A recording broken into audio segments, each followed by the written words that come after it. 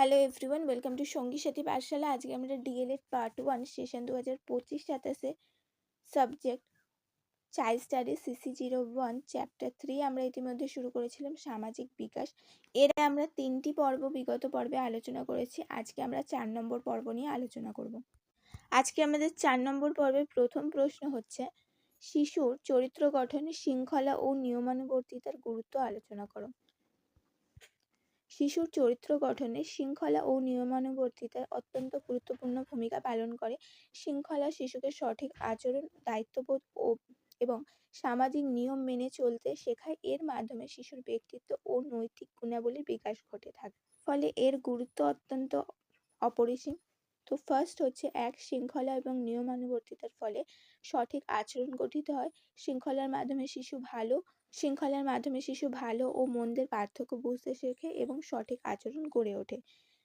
2 হচ্ছে দায়িত্ববোধের বিকাশ হয়। নিয়মানুবর্তিতা শিশুকে নিজের কাজকে সময় মতো সম্পন্ন করতে এবং দায়িত্ব পালন করতে শেখায়। 3 হচ্ছে আত্মনিয়ন্ত্রণ ও আত্মশাসন। শৃঙ্খলা এবং নিয়মানুবর্তিতা শিশুকে নিজের আচরণ নিয়ন্ত্রণ করতে শেখায় এবং আত্মশাসনের অভ্যাস গড়ে তোলে এবং নিজেই নিজের ভুল অনুভব করতে পারে এবং সংশোধন করতে পারে। 4 হচ্ছে সামাজিক অভিযোজন। নিয়ম মেনে চলার অভ্যাস শিশুকে সমাজের সঙ্গে মানিয়ে নিতে সাহায্য করে এবং সহযোগিতার মনোভাব সৃষ্টি করে। নিয়ম মেনে চলা, নিয়মানুবর্তিতা, এটা প্রত্যেকটা ভিন্ন ভিন্ন জায়গায় যে ভিন্ন ভিন্ন নিয়ম আছে সেগুলির সঙ্গে শিশুকে যেমন পরিচিত করে, তেমনি সেগুলিকে মেনে সমাজের সঙ্গে মানিয়ে চলতে শেখায়। নেক্সট হচ্ছে সৎ ও নৈতিক চরিত্র গঠন। শৃঙ্খলা ও নিয়মানুবর্তিতা শিশুর মধ্যে সততা, নৈতিকতা ও মানবিক মূল্যবোধ গড়ে তোলে। তো এই দুইয়ের প্রভাবে শিশুর মধ্যে সদ্ভাব জাগে এবং নৈতিকতা অর্থাৎ কোনটা ভালো কোনটা মন্দ এই মনোভাবটা জাগে। মানবিক মূল্যবোধ গড়ে ওঠে অর্থাৎ কেমন ধরনের ব্যবহার আমরা সমাজের সাথে, সাধারণ মানুষের সাথে করব সেগুলো তার মধ্যে গড়ে ওঠে।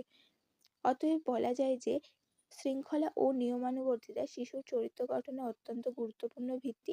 এগুলি শিশুকে সুশৃঙ্খল, দায়িত্বশীল ও নৈতিক মানুষ হিসাবে গড়ে তুলতে সাহায্য করে এবং সমাজের সাথে মানিয়ে চলতে এবং সমাজের সাথে চলতে সাহায্য করে। পরের প্রশ্ন হচ্ছে, শিশুর পরিচর্যা ও পরিচালনার নিয়ম বা নীতিগুলি আলোচনা করো। শিশুর সুস্থ শারীরিক, মানসিক ও সামাজিক বিকাশের জন্য সঠিক পরিচর্যা ও পরিচালনা অত্যন্ত গুরুত্বপূর্ণ। শিশুর পরিচর্যা বলতে এমন সব ব্যবস্থা ও আচরণকে বোঝায় যার মাধ্যমে শিশুর সার্বিক বিকাশ নিশ্চিত করা যায়। এর জন্য কিছু গুরুত্বপূর্ণ নীতি অনুসরণ প্রয়োজন। এগুলি হলো 1. পুষ্টিকর খাদ্য সরবরাহ। শিশুর সঠিক বিকাশের জন্য পুষ্টিকর ও সুষম খাদ্য অত্যন্ত জরুরি। পর্যাপ্ত পুষ্টি শিশুর শারীরিক বৃদ্ধি, শক্তি ও রোগ প্রতিরোধের ক্ষমতা বৃদ্ধিতে সাহায্য করে। নেক্সট হচ্ছে শারীরিক অনুশীলন। নিয়মিত খেলাধুলা ও শারীরিক অনুশীলন শিশুর পেশি ও স্নায়ুর বিকাশ ঘটায় এবং এতে শিশুর শরীর সুস্থ থাকে এবং মানসিকভাবে তার সতেজতা বৃদ্ধি পায়। তো শারীরিক অনুশীলনের মধ্যে দিয়ে শিশুর স্নায়ু ও পেশিগুলির বিকাশ ঘটে এবং শরীরের সাথে সাথে তার মনও সুস্থ স্বাভাবিক থাকে। নেক্সট হচ্ছে নীতি অনুসরণের স্থিরতা।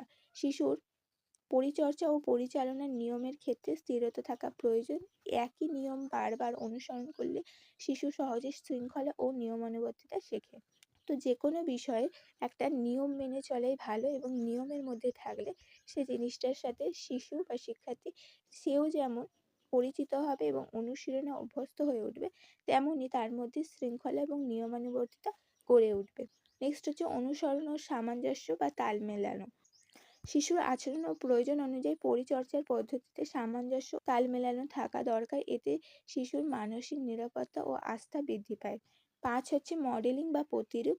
শিশু বড়দের আচরণ দেখে শেখে, তাই অভিভাবক ও শিক্ষকদের উচিত সঠিক আচরণ প্রদর্শন করা যাতে শিশুরা তা অনুসরণ করতে পারে। অর্থাৎ শিশু সবসময় অন্যদেরকে, বড়দেরকে, বিশেষ করে তার বাবা মা এবং স্কুলের টিচারদেরকে দেখে সে শেখে এবং ফলে তাদের উচিত এমন ধরনের আচরণ করা যাতে শিশু তা অনুসরণ ও অনুকরণ করতে পারে এবং এতে সে ভালো জিনিসটি শিখতে পারে। তো উপরিক্ত নীতিগুলির থেকে যথাযথভাবে অনুসরণ করলে শিশুর শারীরিক, মানসিক ও সামাজিক বিকাশ সঠিকভাবে ঘটে এবং তার চরিত্র গঠনে ইতিবাচক প্রভাব পড়ে। পরের প্রশ্ন হচ্ছে পরিবারকে সামাজিকীকরণের উৎকৃষ্ট মাধ্যম কেন বলা হয়? পরিবার হলো শিশুর সামাজিকীকরণের প্রথম ও প্রধান মাধ্যম। শিশুর জন্মের পর থেকে সে পরিবারের সদস্যদের সঙ্গে বসবাস করে এবং তাদের আচরণ, মূল্যবোধ ও সামাজিক নিয়ম দেখেই সে শেখে। তাই পরিবারকে সামাজিকীকরণের উৎকৃষ্ট মাধ্যম বলা হয়। অর্থাৎ পরিবারের মধ্যে দিয়েই শিশু প্রথম সামাজিকীকরণ ঘটে, সমাজের সাথে পরিচয় হয়, সমাজের বিভিন্ন নিয়ম, আচার, অনুষ্ঠান, মূল্যবোধ ইত্যাদি সে শেখে। সমাজের ঐতিহ্য, মূল্যবোধ সাথে সে পরিচিত হয়। সেই কারণে পরিবারকে সমাজে বা সামাজিকীকরণের উৎকৃষ্ট মাধ্যম বলা হচ্ছে। কারণসমূহ হলো: ১. প্রথম শিক্ষার ক্ষেত্র। শিশুর প্রথম শিক্ষা পরিবার থেকেই হয়। পরিবার থেকে সে ভাষা, আচরণ, সামাজিক নিয়ম শেখে। বৃহত্তর সমাজে চলার জন্য উপযোগী হয়ে উঠতে তাকে শেখায় পরিবারই। নেক্সট হচ্ছে মূল্যবোধ ও নৈতিক শিক্ষা। পরিবারের মাধ্যমে শিশু সততা, সহানুভূতি, শ্রদ্ধা ও দায়িত্ববোধের মতো নৈতিক গুণাবলী অর্জন করে থাকে। ৩ হচ্ছে সামাজিক আচরণ শেখা। পরিবারের বড়দের সঙ্গে মেলামেশার মাধ্যমে শিশু সহযোগিতা, নিয়ম শৃঙ্খলা মানার মতো অভ্যাস গড়ে ওঠে। অন্যের সাথে কিভাবে কথা বলবে, কোন বয়সের মানুষের সাথে কি ধরনের আচরণ করবে, কোন বিষয়ে, কোন উৎসবে কেমন ধরনের আচরণ করবে, এই সব কিছুই সে শেখে পরিবারের মধ্যে থেকে। নেক্সট হচ্ছে আবেগীয় নিরাপত্তা প্রদান।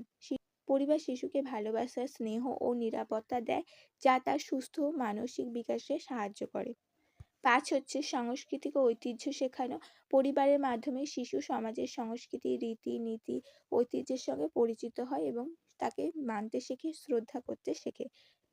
অতএব বলা যায় শিশু পরিবারের সামাজিক আচরণ, মূল্যবোধ ও ব্যক্তিত্বের গঠনে গুরুত্বপূর্ণ ভূমিকা পালন করে। তাই পরিবারকে সমাজের উৎকৃষ্ট মাধ্যম বলা যায়। অর্থাৎ শিশু যাবতীয় বিষয়টি প্রথমে সে বৃহত্তর সমাজে মেলামেশার জন্য, বৃহত্তর সমাজ সম্পর্কে জানা, সেখানে নিয়ম নীতি, ধ্যান ধারণা ইত্যাদি সবকিছু জানার জন্য সবথেকে বেশি পরিবারের ওপরই নির্ভরশীল থাকে। প্রথমে সে পরিবার থেকেই সবকিছু শেখে। তাই জন্যে পরিবারকেই সামাজিকীকরণের উৎকৃষ্ট মাধ্যম বলা যেতে পারে। পরের প্রশ্ন হচ্ছে স্বল্প সময়ের জন্য পিতামাতা থেকে শিশুর পৃথকীকরণ বলতে কি বোঝো? এর প্রভাব আলোচনা করো। বর্তমানে শিল্পোন্নত দেশগুলিতে পিতামাতা উভয়ই চাকরি করে, ফলে তাদের সন্তানকে তারা সবসময় নিজেদের কাছে রাখতে পারে না, কিছু সময়ের জন্য নির্দিষ্ট প্রতিষ্ঠানে রেখে যায়। এই সব প্রতিষ্ঠানগুলিতে বিশেষভাবে প্রশিক্ষণপ্রাপ্ত মহিলারা শিশুদের দায়িত্ব গ্রহণ করে এবং শিশুদের পরিচর্যা করে চাহিদা পূরণ করে এবং অসুস্থ হলে সাময়িক চিকিৎসার ব্যবস্থাও তারা করে। অনেক সময় দৈনন্দিন এই বয়সে যেসব শিক্ষণের প্রয়োজন হয় তার ব্যবস্থাও এই ধরনের প্রতিষ্ঠান করে থাকে। এই প্রতিষ্ঠানকে বলা হয় ক্রেস। তাহলে ক্রেস কাকে বলে আমরা জানলাম, যে সাময়িক সময়ের জন্য তাদেরকে ক্রেসে রেখে দেওয়া হচ্ছে এবং পরবর্তীকালে তাদের বাবা মা এসে তাদেরকে আবার নিয়ে যাচ্ছে। এটাকেই হচ্ছে স্বল্প সময়ের জন্য পিতামাতার থেকে শিশুর পৃথকীকরণ বোঝায়। সমীক্ষায় দেখা গেছে যে 2 থেকে 4 বছরের শিশুরা এই সময় মায়ের অনুপস্থিতিতে বিরূপ প্রতিক্রিয়া করে।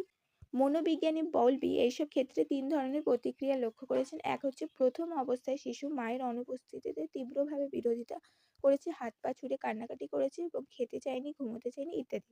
নার্সারি বা প্লে স্কুলগুলোতে গেলেও তোমরা এই ধরনের আচরণই শিক্ষার্থীদের মধ্যে দেখতে পাবে। প্রথমে তারা তাদের পরিবারের বা বাবা মাকে ছাড়তে চায় না, প্রচণ্ড চিৎকার চেঁচামেচি করে, কিন্তু দ্বিতীয় অবস্থায় শিশু মায়ের প্রত্যাবর্তনের আশা ছেড়ে দেয়। আশেপাশে বস্তু ও শিশুদের প্রতি মনোযোগ দেওয়ার সুযোগ পেলে শিশু অপেক্ষাকৃত শান্ত হয়, তবে মায়ের প্রতি নিরুৎসাহিত হয়ে ওঠে।